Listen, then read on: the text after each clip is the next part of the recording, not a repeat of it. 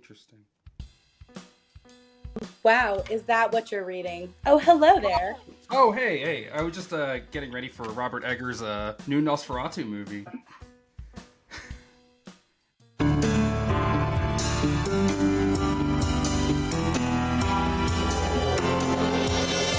Monster Fangs. So yeah, I definitely wasn't reading Breaking Dawn just there, you know. Yeah, I know. Why would I read that? Nosferatu's coming out, you know? I mean, there's lots of other great vampire novels to read. So, Nosferatu, 1922, classic. Obviously, we love monsters. Do we love Count Orlock? We totally love Count Orlock, although apparently there are issues that I didn't even read into it. Wow. I know. You know, it feels like such a basic bitch thing to talk about, like, how, like, the vampire in Nosferatu, like, was designed to look like a Jewish archetype, or stereotype, rather. But I guess a lot of people don't know that. I take it for granted that everyone knows that. I was going at it from a totally folklore perspective. So he is actually like a Romanian version of a vampire, sort of. I mean, Strigoi are kind of vampires, and then they're kind of like revenants too. But let's back up. Yeah, because a lot of people might not even know that Robert Eggers' Nosferatu is a remake, and it is actually, in some ways, the third attempt at this story. Actually, fourth now, because Doug Jones did his before. Well, obviously, Nosferatu is the earliest filmed version of Bram Stoker's 1897 novel, Dracula. It is indeed. You know, insane gay director F.W. Murnau. Who was totally very German. Yeah, it was. They did not get the rights from Bram Stoker's widow. Well, it's just a miracle how we even have it, because like they like had to burn a whole bunch of the films, like the negatives and stuff like that. Like it's crazy that we still have it. Yeah, I mean, you know, they tried to get around copyright, and, you know, Dracula became Count Orlock, Mina became Ellen, Jonathan Harker became Jonathan Hutter. But yeah, no, they using the oldest trick in the book, they just changed everyone's names and adapted Dracula for the most part. And obviously, Bram Stoker's widow cried foul, and they tried to destroy them, but the movie had already reached distributors, and people were hoarding it because it was a beloved movie. And that's how we still have it, is because people literally hoarded it. The thing about the movie is that, you know, in typical expressionist fashion, it utilizes incredible gothic imagery, shadows that to this day aren't even like used as effectively. Well, and even like when you're reading the text, because it's a silent film, they have this whole like thing about shadows from your dreams haunting you. And it's always like the shadows are the thing. Like it's kind of like the theme of the film.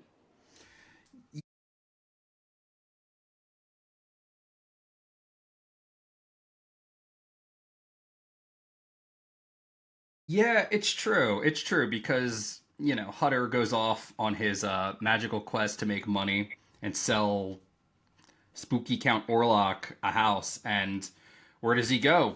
He goes to the darkness of Eastern Europe, you know? Yes. And yeah, I mean, Nosferatu is inhuman in so many fucking ways. I mean, there's this incredible scene that you probably saw on SpongeBob where he's standing in a doorway and he's as tall as the doorway.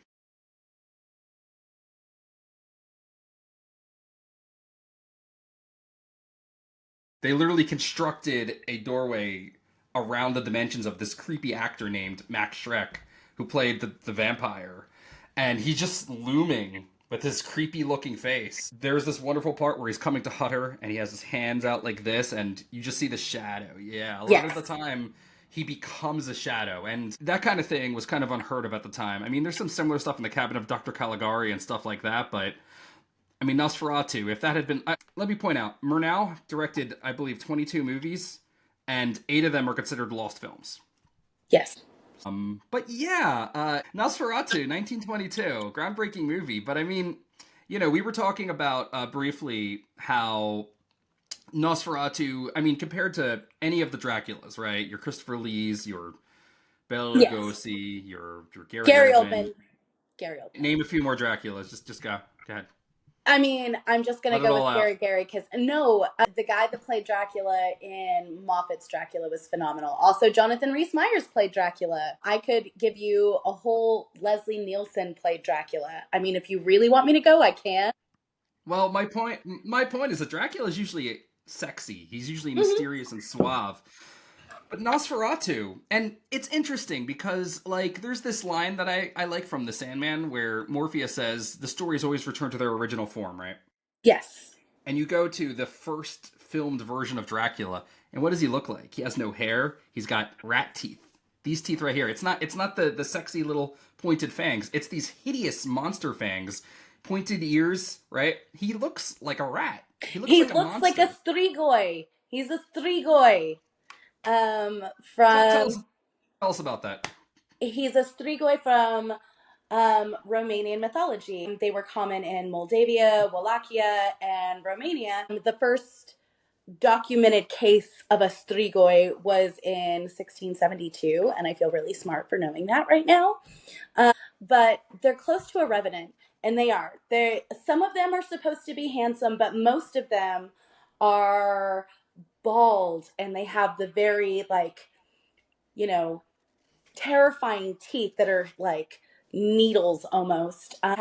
They're very tall with an elongated spine, and they have these thin claws. They can take the they can take the shape of wolves and bats and mist, and they come back from the dead for unfinished business and to feed off of the blood of humans. Hmm. Yes, Sounds sexy. So, totally yeah. sexy. So Nosferatu is a Strigoi. Is He's a strigoi in the way that they made him look, which means he actually did do his research, but also I do believe you that he was going for something else, and you should talk about that now.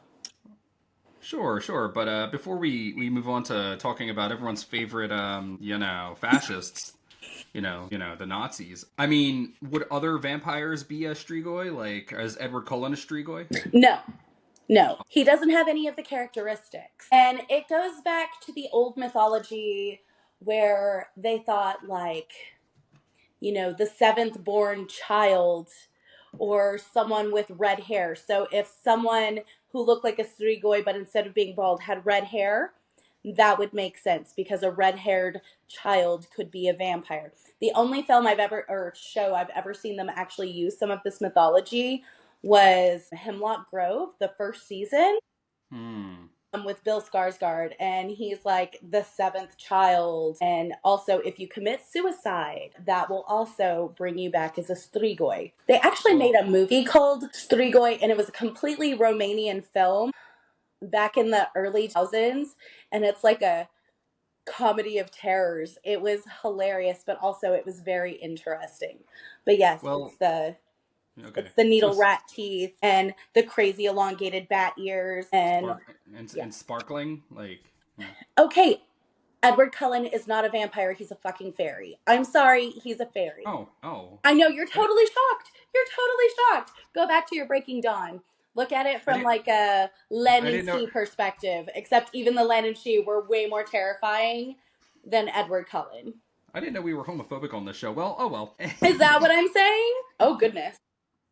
All right. Well, all joking aside, my real question isn't Edward Cullen because I don't think he's a vampire either. He doesn't have fangs, which he also doesn't sleep on the ground. So Okay, well, you're gonna get me started again because there's other vampires that don't have fangs. Like take Near Dark for example. They use or Martin, where they use razor blades and things like that because they right, don't have right. actual fangs. There is mythology based around that. Yeah. So noted. So my real question is, what disqualifies Gary Oldman's Dracula from being a Strigoi? And if he's not a Strigoi, what is he? He is definitely like the Lord. He's what is it? Byronic. Byronic vampire is what I would call Okay. him. Yes, Like he, I'm sounding like smart right now. it's that whole romanticism of. European romantic, gothic romantic vampire. Can we Which call that? Can we call them the Victorian strain? let's totally call them the Victorian strain. And honestly, the strain that Guillermo del Toro did, he uses strigoi in his, and he And even what? calls them strigoi. Oh. You mean in the strain? Okay. Yes. Yeah, he actually uses that mythology as well and calls them by their proper name, which are Strigoi, and they have the bald head with the crazy teeth Okay. and the long fingernails. It's really interesting. Yeah. Let's cover the strain in the future. So that's very interesting. Obviously, there are different strains of vampires. Mwahaha, pun intended. I do think that it behooves us to say something about the time period, right? As mentioned, Nosferatu was completed in 1922. The Nazis fully took power after the Reichstag fire in 1933 in Germany. The Nuremberg laws were passed in 35, which victimized Jews. I'm not sure when the Night of the Long Knives happened. That was when Hitler purged all the communists, homosexuals, and so on from the Nazi Party, right? Yeah. But I do want to note that one of Hitler's right-hand men, Rome, he was a flagrant homosexual. He was very flamboyant. He was kind of a badass too, you know. Obviously, we're talking about Nazis, so I don't want to lionize the guy. But he had scars from the war. He was a known street fighter, and Hitler really depended on Rome to keep people in line because he was kind of a hero. He was ordered killed along with everyone else. So my point is that the Nazi propaganda was very prevalent, and Murnau probably didn't really think. He probably figured that he'd be able to just be one of the pick-me's. Let me back up. Nazi propaganda would often depict Jews as rats with no culture of their own. They were like plague rats. They would infest countries with an air of tolerance that they could thrive in and tolerate alternative lifestyles, and they could fester as they destroyed Germany in that kind of air. Mm-hmm. Modern day Nazis like Tucker Carlson and this guy, this Trump guy. I've never heard of him. Tucker Carlson called the Jewish president of Ukraine, Zelensky. He called him a quote rat, a cowardly rat-like man. And Trump, of course, talks about the enemy within. So I mean, these people know what they're doing, and it's all about scapegoating a minority, othering them, and so on. Now, when you look at something like Nosferatu, right? Like we can talk about Strigoi or whatever, but there's definitely some undertones there that were very like Renfield. The Renfield character, his name is not Renfield in it, but the way that they show him, like with the money and the he. He's a heavy set. He's got the bushy eyebrows. Mm-hmm. He's rubbing his hands. He can't wait for Dracula to come because money. They're gonna destabilize Germany together. It's gonna be great. He's gonna get rich. Fucking Orlock is bringing his rats to destroy whatever the town's name is, Bismarck or whatever. Yes.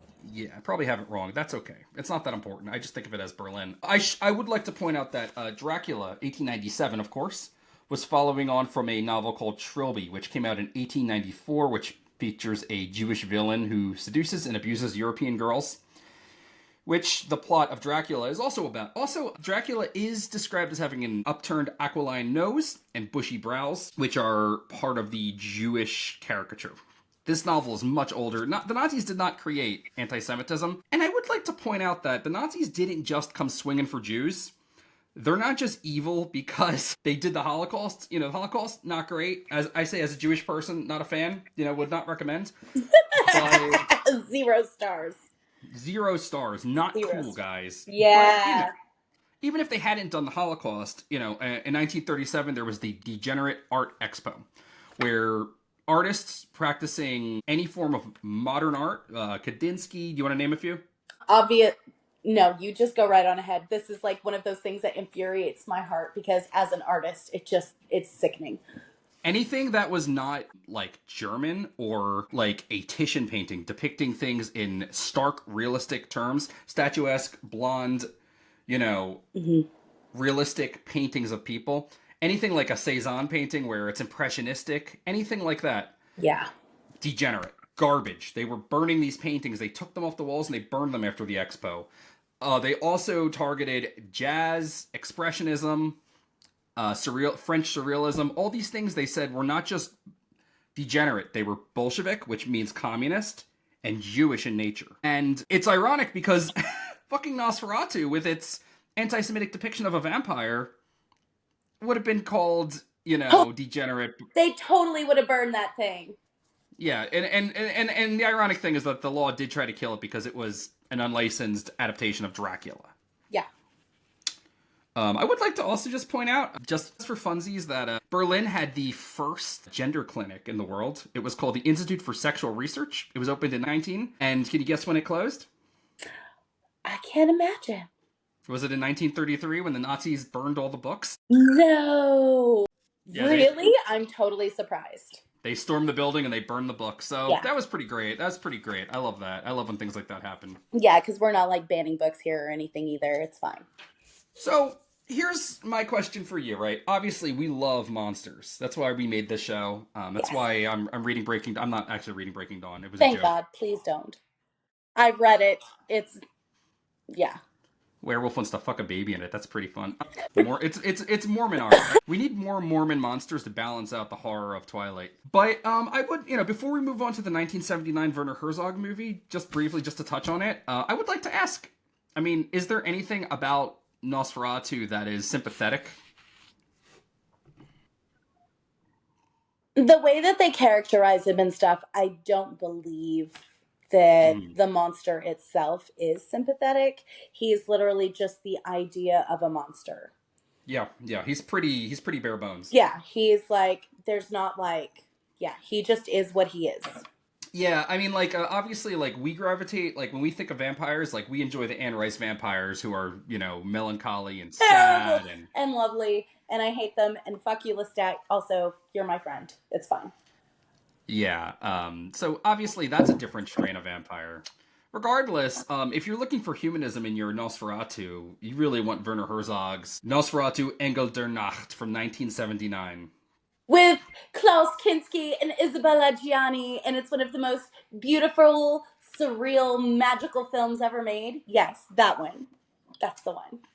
This movie is glorious. Yeah. It is essentially, it's a remake of Nosferatu, and it takes Nosferatu as its own form of the Dracula story, maintaining the names of Count Orlock, Ellen, who is the Mina character. There's no Lucy in this movie.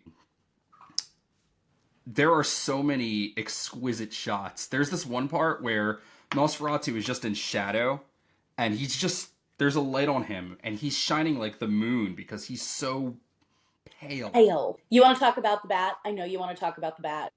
Yeah, let's talk about the bat. Dracula movies have this, like, tradition of using bad, like, rubber bats, even when they don't need to. Like, okay, Bela Lugosi in the 30s, insert clip of bad bat from lots of movies. Anyway, I have to do this. Dracula versus Frankenstein. Yeah, well, is it House of Frankenstein where Dracula becomes a rubber bat and then the Wolfman grabs him and jumps out the window? Yeah, they use lots of bad bats. Even the fucking Hammer movies where, I don't know, just stock footage of a bat. So yeah, in Engel der Nacht from 79, they have an actual fruit bat. It's great. He's adorable. He looks like my character Splinter. He's so cute. He has Splinter's ears and he's just like flying and I love him. Yeah, it's pretty great. This movie is sexual, it's beautiful, it's exquisite, and the thing about the movie is that, in Herzog's own words, he wrote Count Orlock as kind of an ambivalent agent of change. He can't help being this horrible, blood-sucking, immortal vampire. The sequence where he comes to Visborg is like, it's like a dark bacchanalia. There's people dancing at first, and then there's less people, and then the animals are just roaming free. Oh my god, the whole scene where they have the table and everyone's eating and it's like this giant feast and then everyone's like decaying and it's all the rats. Oh my god, it's one of the most beautiful things I've ever seen in my life. I don't know. It evokes plague imagery or something. Well, it does. It actually does invoke plague imagery, which is exactly what he was going for at the time. Now, interestingly enough, that town didn't have a rat problem before that movie was shot there. But he sure brought them in, didn't he? Yeah, all those cute, adorable little brown rats you see throughout the movie, and you should watch it. Yeah, they're still there to this very day. So, yeah, talk about bringing a indigenous animal into a new and like totally ruining everything because they do that. Just like the Jew, the filthy Jew. I could say that. Anyway. You can say that. It makes me feel gross. It's Well, because it's awful, but Werner Herzog obviously wasn't coming at it from an anti-Semitic point of view. No. He When made it movies are romantic. he made it romantic. That's the thing with remakes. Even the Not shot all for of them. shot. Some remakes are terrible, but not that one.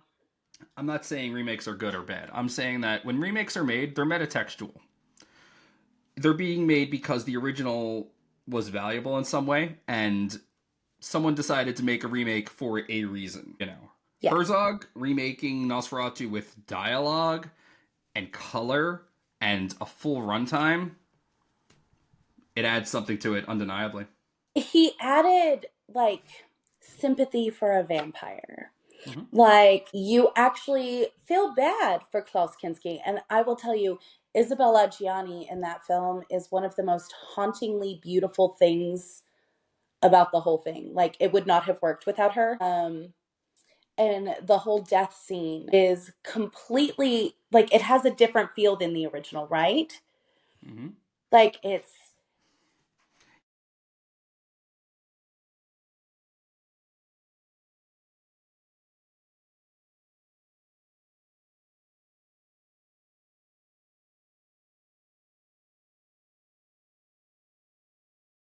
Yeah, more I of a will say that she is hauntingly beautiful. She's not. I think that the Ellen in the original movie, Greta Schroeder, better. There's more going on in her performance, but that's a silent movie, and it's a silent movie, so you have to act a bit more. So there's more going on. Her performance is more passionate, but by necessity, the actress in the '79 movie, on the other hand, Isabella Giani. she has the frailty that I think the material demands, because in a movie like that, you want your woman to be helpless and something to be snatched by the monster. Well, I feel like the original Nosferatu, they made her just like a child. Yeah. Like, I'm going to say the Jonathan character, but it's not the Jonathan character. You know what I mean? He brings her those flowers and she's like, "Why did you kill them?" And then he pets her head like a child and like all of this stuff. And she's like, oh. There's something very more grown up and sexual in nature about Isabella Gianni, even though she still has kind of like the innocence. She is not a child. Like, there is no mistaking her or her actions as childish or childlike.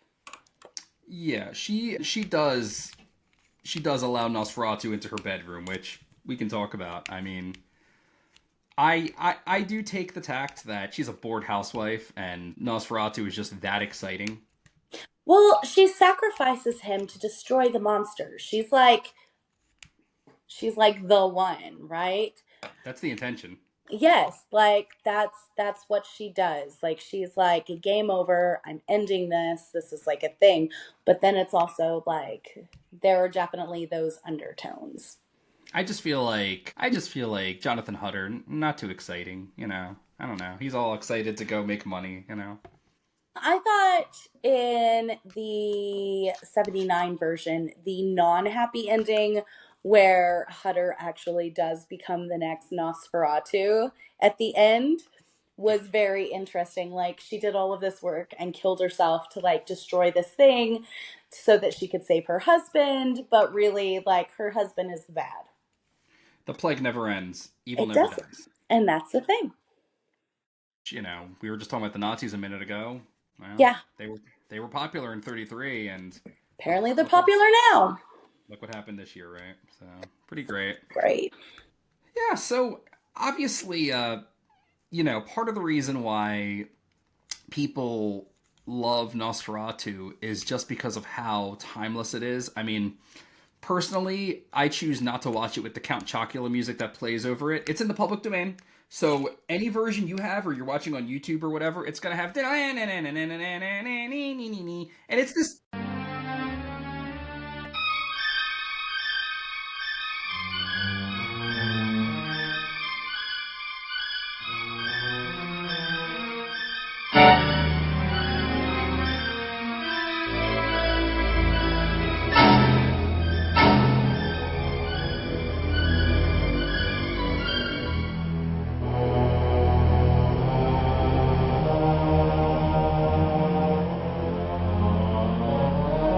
If you watch Bram Stoker's Dracula, you can see exactly how influenced they were by the Nosferatu music.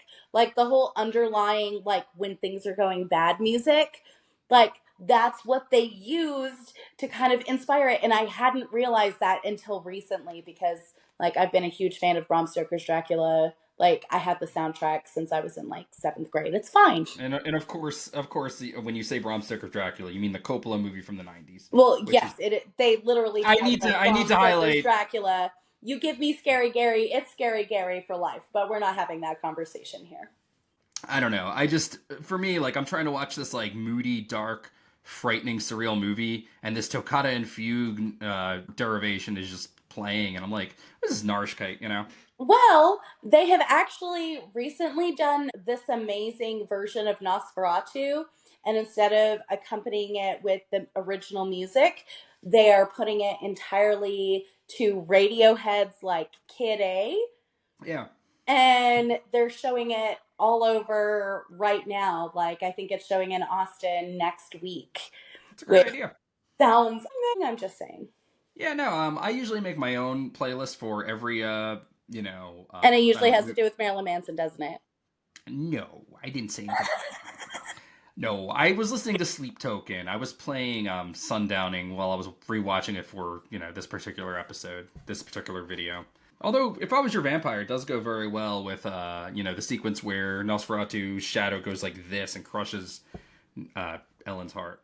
I will say in Francis Ford Coppola's version of Bram Stoker's Dracula, since we're being that picky, They'll they think you're talking about the book.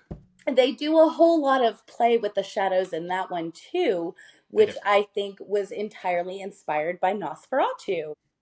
Of course. It's like the whole thing with the shadow. It's beautiful. I will say, a lot of the written, since they don't have dialogue, like the things that you read on Nosferatu for like the context and whatnot, it is beautiful. It is beautifully written. The ideas of shadows and like dreams coming to haunt you. Like I thought that was just magic. It absolutely is. And speaking of shadows, there's one more movie to talk about, which is 2000 Shadow of the Vampire. Academy Award nominees John Malkovich I will finish my picture! and Willem Dafoe. This is hardly your picture any longer. Shadow of the Vampire. How dare you destroy my photographer? Why not the script girl? I'll eat her later. I have a story to tell about this particular movie because it matters. When I was a senior in high school, that movie was coming out. And as a senior in high school, I didn't have a lot of money. I saved up like all sorts of kinds of quarters and things and this and that so that I could see it when it came to Midland, Texas. They even published this whole really amazing article, which we will get to later here in a second, about the mythology behind Shadow of the Vampire. And I saved it. I cut it out. It was awesome. And I was going to see it in the theater. And then it never showed because it's Midland, Texas. So that was tragical. Real America. Yeah. Thank you, Texas. You're awesome. It's pretty great. Shadow of the Vampire is a classic in its own right. I mean, we talk about Nosferatu, but Shadow of the Vampire, for something metatextual like that, it's a movie about the making of Nosferatu. And the big twist is that Max Schreck, the creepy actor that's playing Count Orlock, is a real vampire during the production. Well, and that's based on mythology that Adu Cairo, I cannot pronounce his name. It's terrible. I'm going to butcher it. He wrote this Surrealism of Cinema book in 1953. And he talked about how Count Orlock, like he created this mythology of Count Orlock actually being a vampire and how he wasn't actually seen for most of the movie until like these certain things, and he wasn't in a movie afterwards. And like he created this entire folklore around it, which was so cool. And the movie even adapts itself to the creation of the movie, like with like vampire mythology, and it's just freaking mind blowing. It is amazing. Well, let's get into that. Okay, sorry. I get a little excited. Nah, you're cool. So we have John Malkovich playing F.W. Murnau as this basically a mad scientist directing this crazy movie. It's his symphony of horror, and everything has to be fucking perfect. He screams at his production crew. He's meticulous about all of his details, and most of all, his star, none other than... Roll camera.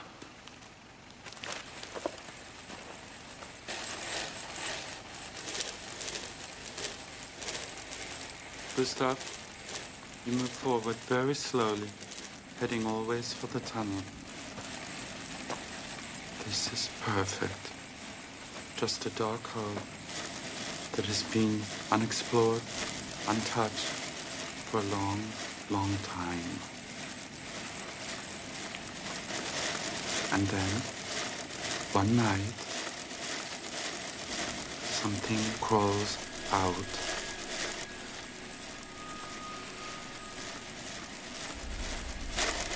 Potter, meet Count Orlock.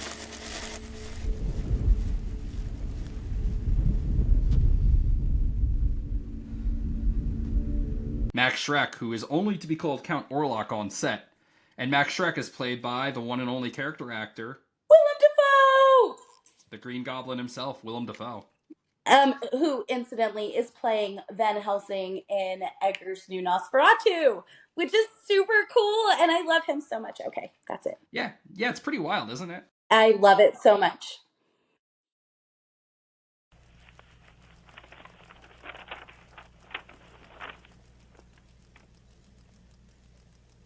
Who is this woman?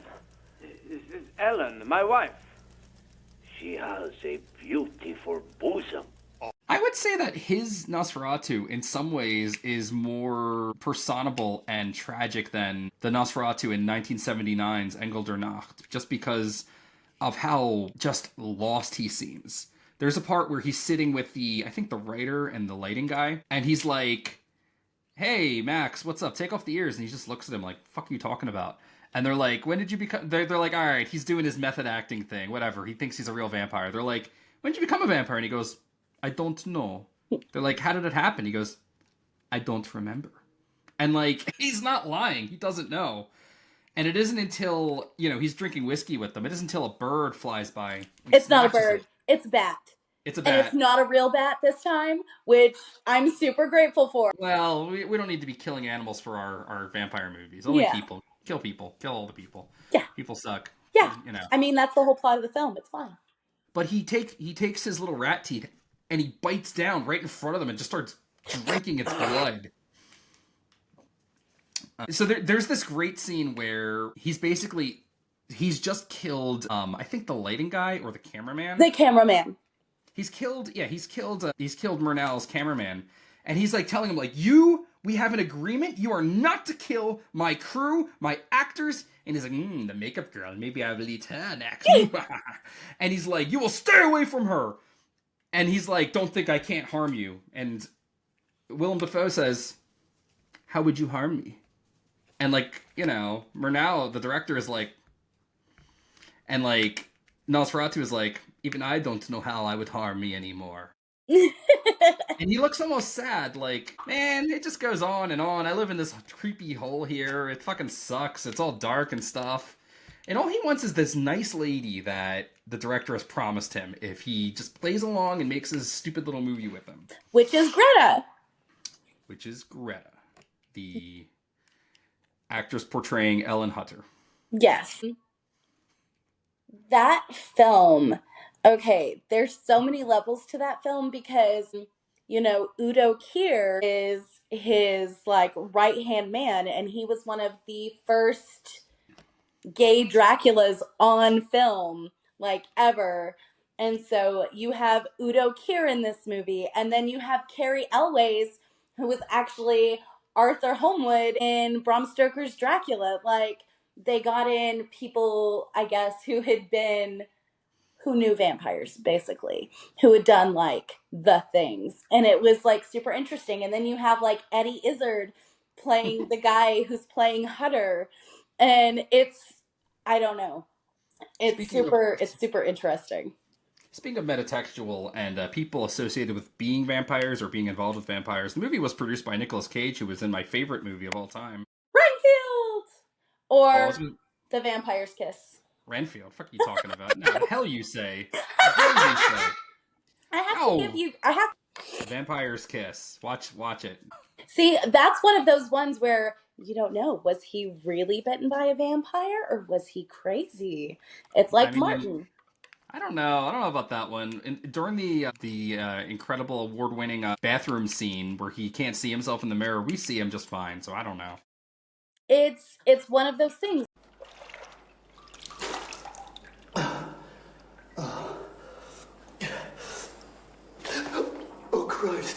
Oh Christ, where am I? Where am I? Where am I? Oh Christ, where am I? I've become a vampire. Oh God. Oh God, where am I? You're in the goddamn crapper hole, and I'm trying to take a dump, so either shut up and leave the goddamn acting lessons for home or go back to the ladies' room. It's like you don't know. It's he interesting. Doesn't have fangs. He doesn't have fangs. He has to buy Well, them. neither did Martin. It's literally borrowing stuff from Martin. No, it really was though. Like if you look it up, it's like literally like whatever, nerd. Okay, I am the biggest nerd you've ever met. I'm sorry. This is like my thing. I'm tired of your sophisms. Yeah, so that's what Willem Dafoe screams at. Fuck. I have dementia. No, what's the actor's name? John Malkovich. Yeah, he screams at John Malkovich. You know, he's literally trying to control a monster, which is just delightful because he can't. Except in the end, he is the monster. Because humans are always worse than the monsters. You know what I mean? Well, yeah. So is there something going on with the death scene? It's like you can have the girl after your death scene. And I feel like with actors, they're obsessed with getting death scenes. I mean, look at Sean Bean. I mean, you know, he's obsessed with death scenes, you know? Okay. You're just saying that because I'm making you watch the Frankenstein Chronicles, and Sean Bean is phenomenal, so I'm just saying. And also, to die well is a beautiful thing. No, he wanted the vampire, Max Schreck, to pretend to die, but he had planned on killing him. He was going to kill the vampire at the end either way. It was like, I don't know. It was crazy. Yep. And then he's still talking to Alvin, who is Udo Kier, even though Alvin's dead because he tried to save Greta, and so did Carrie Elways, and he's still talking to him even after, like, he's dead and on the film, and he's still talking to him, like, can you switch the lighting? Can you do this? Because he's, like, so in it, he has no perception of reality anymore. He's a madman, and, like, I think that, like, we're not getting this across right. The final scene of Nosferatu, Nosferatu is with Ellen Hutter. You know, he's drunk on her blood. They're laying together. He keeps drinking from her. And then he gets up, not having realized how long he's been there, and gets incinerated. But what happens in the movie is he has his stupid death scene, and then he goes, okay, I will drink her blood now. And they get in the way and try to stop him. And he kills every one of the crew. And the whole time, the director keeps cranking the camera. The other important thing that happened was that in order to keep Greta calm, because she was like not okay with this, is that they injected her with laudanum so that she would just be like a complete helpless docile thing. And I think that actually was part of the plan to begin with, because Max Schreck drank her blood, he was also intoxicated on the laudanum as well as the blood. Sure, anything for art, too. And that's the thing.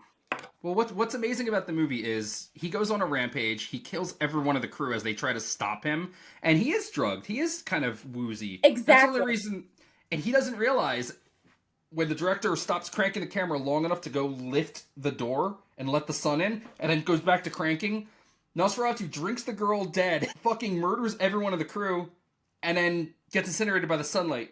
And Murnau actually films the real death scene. And his final line before credits roll, I think we got it. It's incredible. He's a monster. He's like Dr. Frankenstein. That's exactly it. Yeah.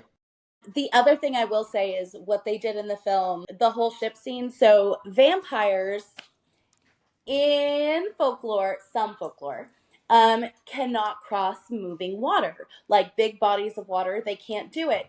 So he's like, I'm not doing the ship scene. Like Max Schreck's like, I'm not doing this. When they're having their whole like fight.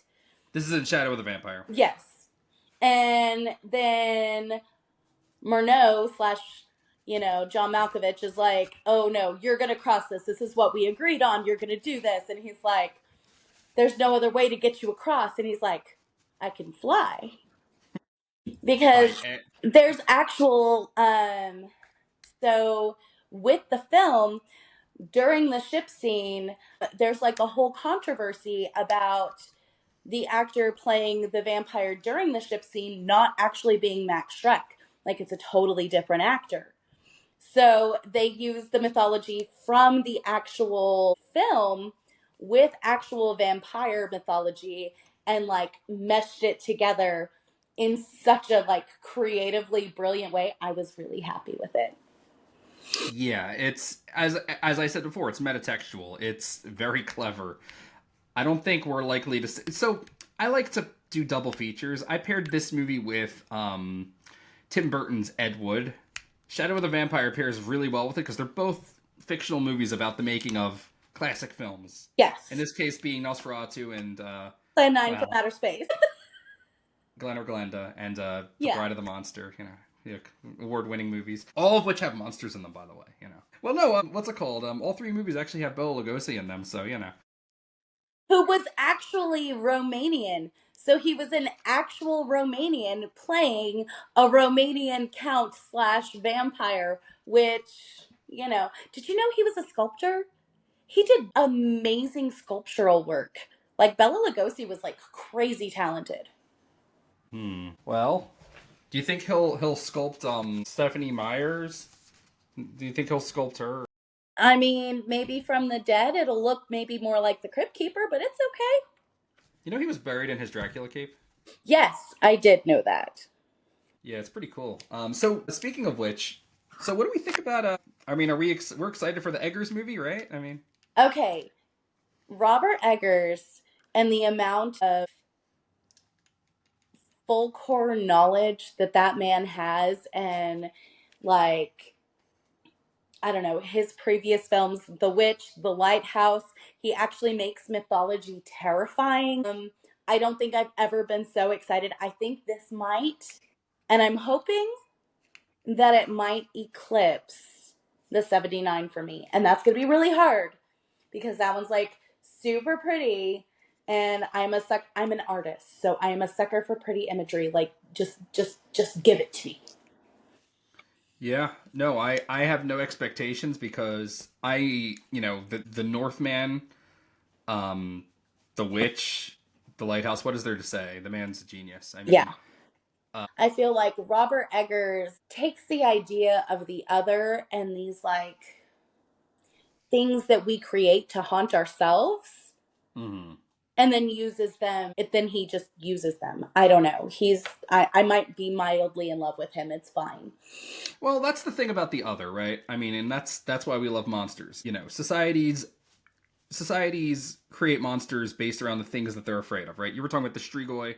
Mm-hmm. Jews, the Roma, who you might know as gypsies, that's a slur. It's terrible. The Roma do not like that, so the Romani don't like that. But the fact remains is that these two groups of people were othered because they would often not integrate or weren't allowed to integrate. Jews were forced to live in ghettos; they weren't allowed to own property. Romani they would travel and make money any way they could by reading fortunes or, I don't know, selling art, whatever it might be. And as such, because they were not part of the common populace and looked differently and dressed differently, they were feared. They were feared as thieves, as hucksters, and as werewolves and vampires. If you Google blood libel, the first thing that comes up is, middle-age conspiracies about Jews stealing Christian children for blood in their matzahs. And Jews were persecuted as werewolves, as vampires, and also just as Jews. And the thing is that like, you could say Nosferatu's not a Jew; he's a Strigoi. The fuck do you think a Strigoi is at its heart? I don't necessarily think you're wrong. Like I said, like the first written down thing in 1672 about the Strigoi, the idea of them changed over time. You know what I mean? Like I said, like it used to be like the seventh child born, the red hair, stuff like that. And then it turned into, something rat like with teeth. Like, I don't think you're wrong.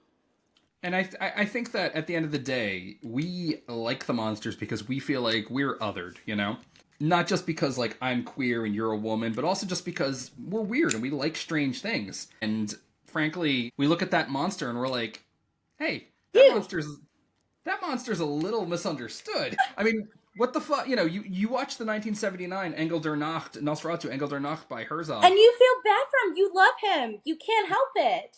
Where's he supposed to go? I know. I will tell you, though, in real life, Klaus Kinski was a totally horrible human being, and most actresses did not want to work with him because of how he treated them. He was, in fact, an actual monster.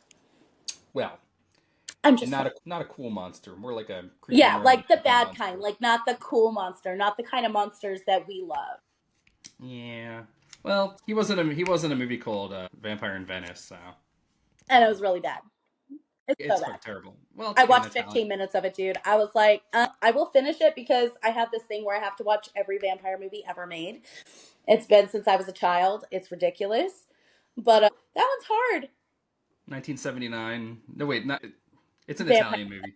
Yeah, it's not Herzog. I'm just saying, it's not Herzog. It's real good. Yeah. I mean, you want to give me that, give me Subspecies, and I'll watch that. The second one's the best one. Did Kinski die? All right, well, go ahead and watch his movies. You're not giving him money. It's cool. Okay, yeah. And honestly, especially the 1979 Nosferatu, because it is a surrealistic dream house. Also, Annie Lennox's video Cold totally borrows imagery from this movie, and it is magic. She also did Love Song for a Vampire for Bram Stoker's Dracula, but she didn't base it off of the Dracula novel. She read Anne Rice's novels, and it made her feel some kind of way because she'd been through some really traumatic experiences that I'm not going to talk about because that's her own story. But she found these lyrics and she wrote Love Song for a Vampire, and I'm not going to lie, I had that on rotate. Like, I listened to it on repeat for like a year now. When I was in 7th grade. It's fine. She wears Nosferatu's hat. Here it is, right here. She wears a hat like Jeanette on Forever Night. Forever Night. And yes, I want a hat like that. And also, Greta wears the same hat in Shadow of the Vampire because I'm a nerd. Yeah, Forever Night. The whole reason we made this show. I know. We still got to get to that because we're cool like that. Just gives you guys something to look forward to. Forever Night. Here's a still from it right here. The endless forever night. Well, I guess on that note, I mean, when does Eggers come out? Eggers Nosferatu Christmas come out? Day. Not that I'm excited. Christmas Day. Oh, so just before Sonic 3. Yes, there is also a version of Nosferatu that neither Daniel nor I have watched that has Doug Jones in it, which is accompanied by a symphony. And I am dying to watch that. So when we review Nosferatu, we will also review the Doug Jones one. If we can find it, I don't know. It's literally streaming everywhere. You can find it. Yeah, but don't I have to pay money for it? Well, I mean, I'm going to pay the $4 to watch it because it's like $4 and it's Doug Jones. $4. Who does it? Okay, if your money's going to Doug Jones, are you really not going to buy it?